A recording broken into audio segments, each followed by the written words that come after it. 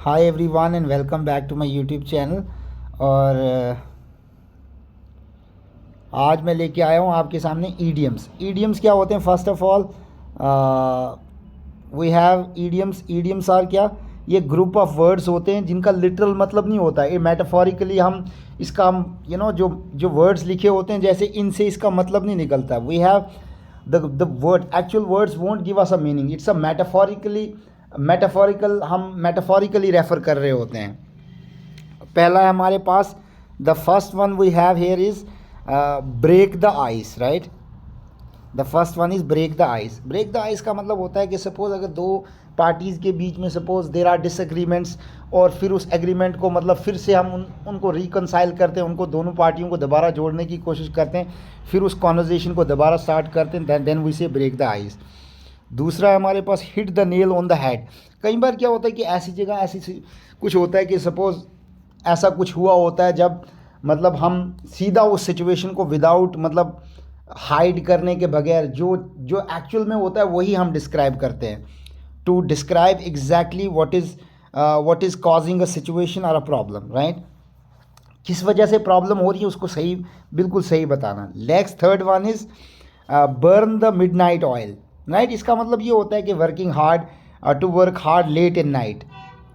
तीसरा है हमारे पास spill the been.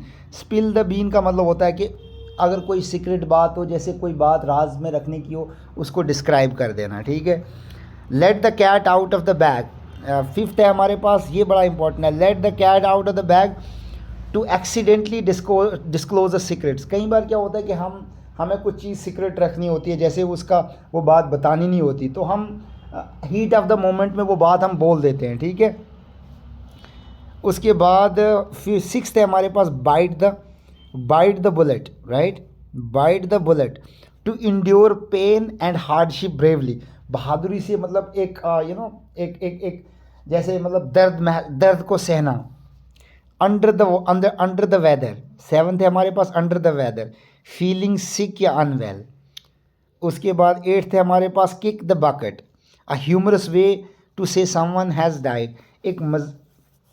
A humorous way to say someone has died, एक मजाकिया तरीके से कहना कि कोई मतलब obviously someone has passed away.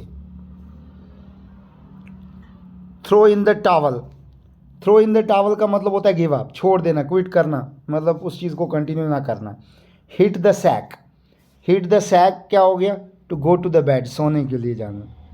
उसके बाद पुल समवन लेग, राइट। ये हमने सुना भी होगा, to joke a trick someone playfully, किसी के साथ मजाक करना, ठीक है। उसके बाद फिफ्थ है cost N arm and leg, right. Cost N arm and leg का मतलब होता है कि समथिंग वेरी एक्सपेंसिव, कोई चीज़ बहुत महंगी हो। उसके बाद 13 है हमारे पास cry over spilled milk, right, to upset over something that can not be change, right.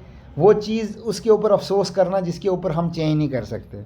A piece of cake meaning something very easy. Don't pull all your eggs in one basket, don't rely on one thing for success. एक चीज़ के ऊपर निर्भर नहीं करना success के लिए। 16 ball is in your court. Obviously many of you might know this, कि जब हम कहते हैं बॉल इन योर कोर्ट होता है, कई बार उस बंदे के साथ रिस्पॉन्सिबिलिटी होती है कि वो डिसीजन मेकर होता है। अब 17 आ गया बर्न ब्रिज, किसी डिस्ट्रॉयज़ और अपॉर्चुनिटीज़ को ख़त्म कर देना, राइट। मतलब सपोज़ आपके पास कुछ अपॉर्चुनिटीज़ हैं, आपने एक्शन नहीं लिया तो वो अपॉर्चुनिटी स्क्वांडर होगी, उसका भी मतलब यही होता है बर्न द ब्रिज।